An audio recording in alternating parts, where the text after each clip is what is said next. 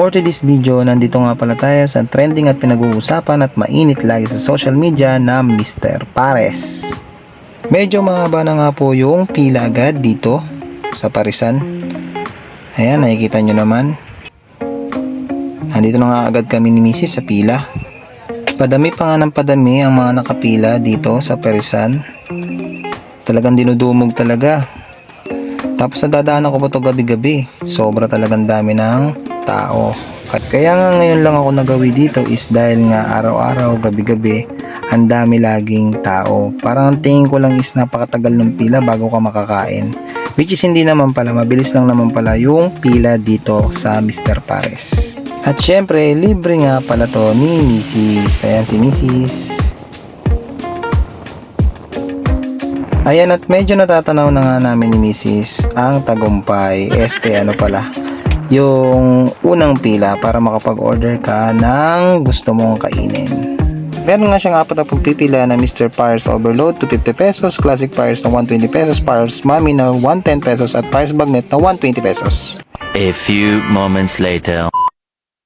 At yun na nga, at nandito na nga kami sa harapan at sinuserve na sa amin ang napili namin, which is ang napili namin is Overload at saka Pares Bagnet. Ayan. Napakadami nga ng serving dito. Ayan, nakikita nyo yung bone marrow, nandyan yung chicharong bulaklak, tsaka yung lechong kawali. Ang dami talaga, sulit na sulit. Nandyan na yung rice, nakabang na para sa amin. May naisip akong iba pero wag na lang. Istab yan ang soft drinks. At yan na nga, i-claim na natin yung free soft drinks na kasama dun sa in-order natin. At eto na nga sa harapan natin ang Pares Overload ni Mr. Pares. Ayan, yun, lechon kawali, yan sarap. Kay Mrs. nga pala yan. At timpla na nga natin yung Pares Overload na yan. Nilagyan ko nga pala ng bawang yan. Tapos nilagyan ko din ng chili garlic para medyo naman may anghang at medyo may kagat-kagat naman. Yan. Tapos nilagyan ko siya ng toyo, pambalanse ng lasa para medyo may konting alat. At tapos nilagyan ko siya ng paminta, syempre. Syempre konti lang medyo nilagay ko kasi hindi naman ako mahilig sa mga mapamintang pagkain. Halu-haluin nga lang natin yan para matimpla natin ng maayos. Ayan, tikman na natin. It's Tikimon time! Ayan, yan, may kita nyo yung chicharong bulaklak. Ayan, chicharong bulaklak, lechong kawali. Ayan, ito nga pala yung pipiliin kong unang sakulin. Moment of truth, kung masarap ba talaga. Okay, legit, napakasarap talaga. Malinamnam siya. Totoo nga pala yung sabi ng iba na talagang masarap yung Pares ni Mr. Pares. Kaya no doubt kaya pala maraming nakapila gabi-gabi dito sa Mr. Pares kasi legit talaga masarap. Yung chicharong bulaklak, malambot, madali siyang kainin. Alam mo yun, lambot ng pagkaluto sa kanya, saktong-sakto lang. Tamang-tama sa Pares. Ang kagandahan lang dito sa Mr. Pares is yung pwesto niya is napakaganda, napakalinis, napakaliwalas. Hindi kayo siksikan unlike sa mga tabi-tabi, ganun. Hindi ko naman say na ano. Pero para sa akin kasi is napakalinis ng pwesto ni Mr. Pares at komportable ka kumain. Yan. Meron din silang pwesto sa labas.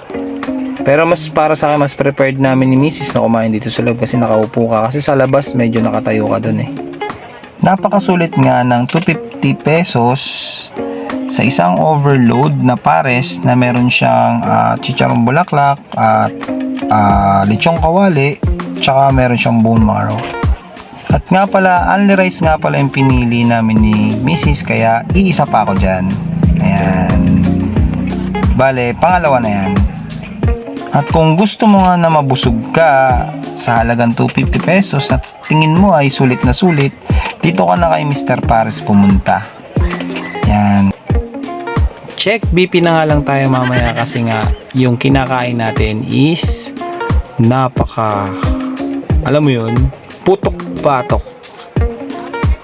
At mamaya na nga ako magdadadada at isusulitin ko muna yung pagkain nitong Overload Mr. Pares.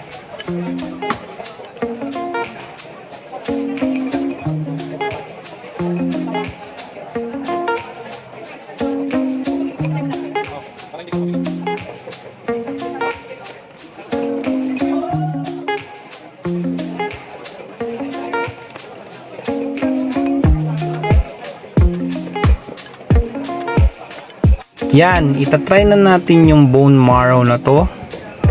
Yan, try natin ihalo sa kanin. Yan, sinusungkit ko na. Napakalambot ng pinakagitna. Ayan.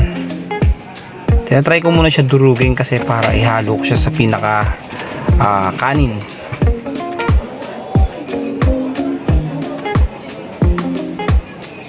At todo said nga ako dyan sa bone marrow na yan kasi syempre sayang naman, kaya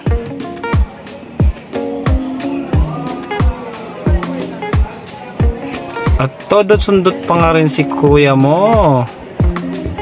At kung ayaw mo madala sa higop, dadalhin kita sa higop.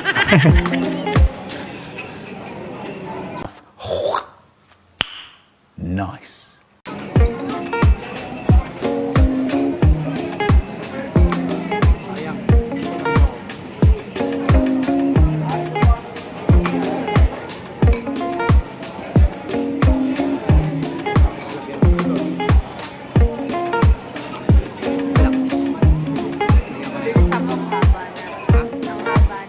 Try na nga natin pagsamahin yung lechong kawali tsaka bone marrow sa isang sakulan.